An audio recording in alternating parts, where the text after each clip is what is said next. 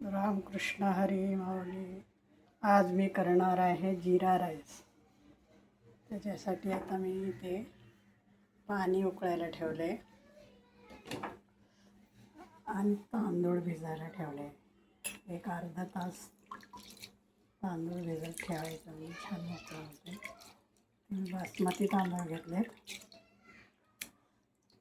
मी घेतले 2 तमालपत्र आहेत, 4 काळी मिरी, 4 लवंग आणि 1 दालचिनीचा तुकडा आहे.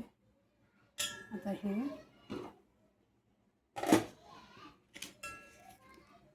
पाण्यामध्ये टाकते.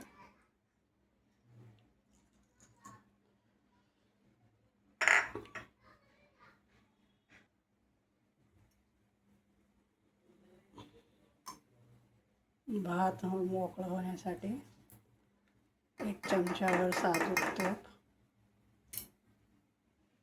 आणि मीठ.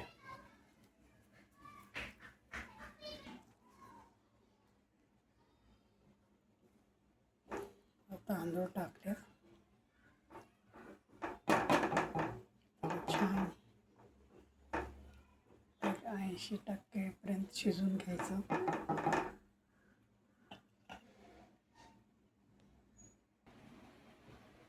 आता कढई ठेवले.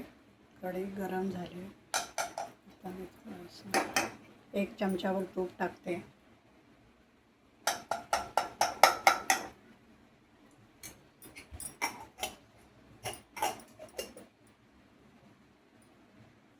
मग जिरा राईस आहे म्हणल्यावर जिरा जास्त. कढीपत्ता मी 2 हिरवी मिरची टाकले.